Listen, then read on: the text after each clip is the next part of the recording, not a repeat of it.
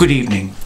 We're just receiving reports that Jack, boyfriend of Jill, has had a very nasty accident on a hill in Hampstead Heath. We're going over live now to our roving reporter, George Michael, who's on Hampstead. George, what actually happened? Yeah, well, I was sort of in front of the hill, just behind a bush, having a business meeting. Well, I heard this commotion, you know, all sorts of carrying on and screaming. It was terrible. Yes, apparently he fell down the hill, didn't he? Yeah, that's right. He went tumbling right down to the bottom. And what about his girlfriend, Jill?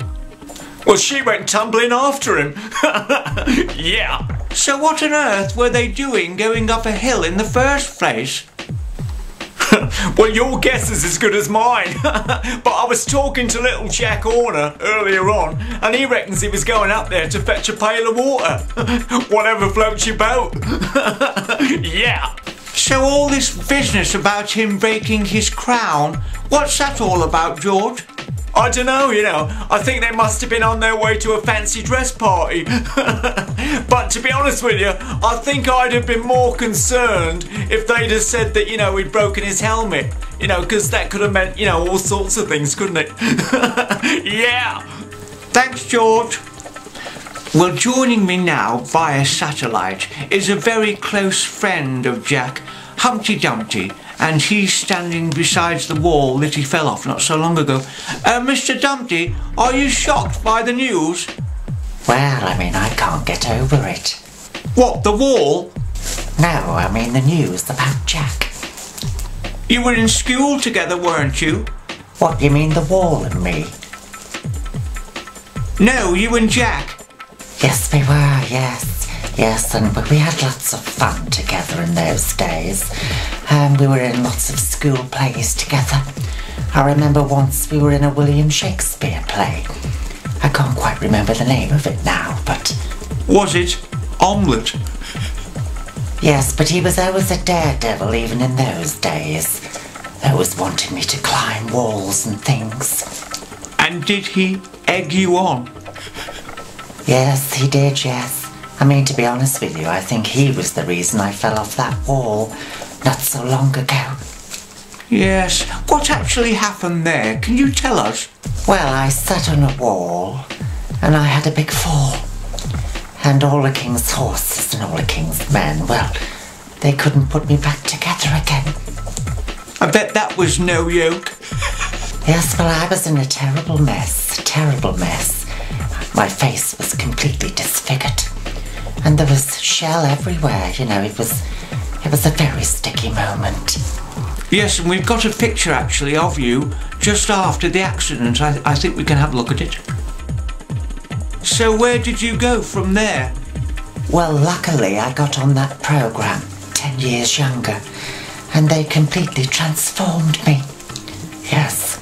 So do you think Jack will bounce back from this, Mr. Dumpty? Well, I think he will if he gets rid of her. I think she's a bit of a troublemaker.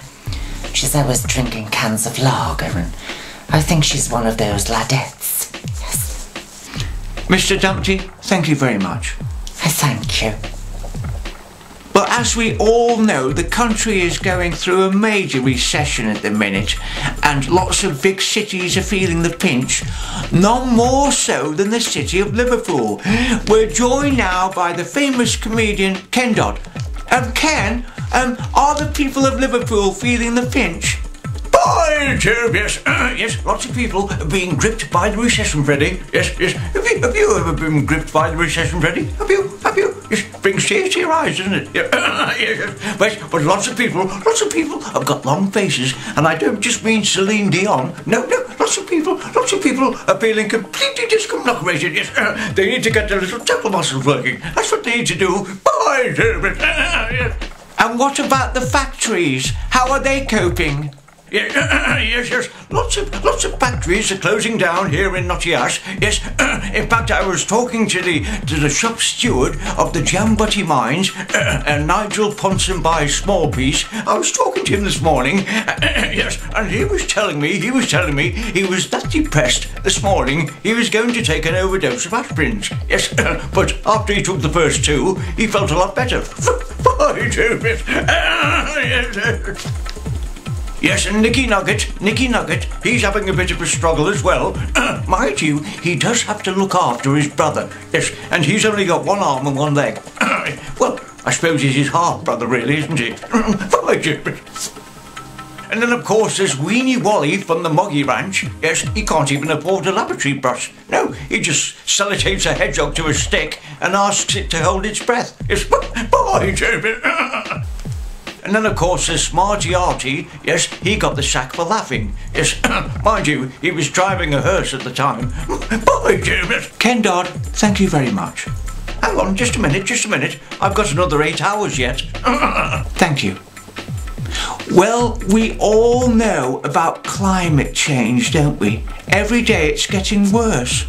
But what can we do to save our planet?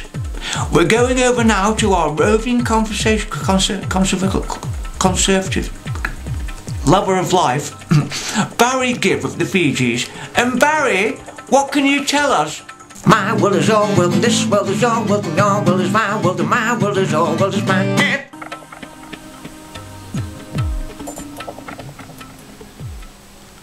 Good night. Can I have Roger down on the studio floor, please? It's happened again. Can I have Roger down here, please? This is ridiculous. This is the 2nd time. Roger down on the studio floor, please. Roger.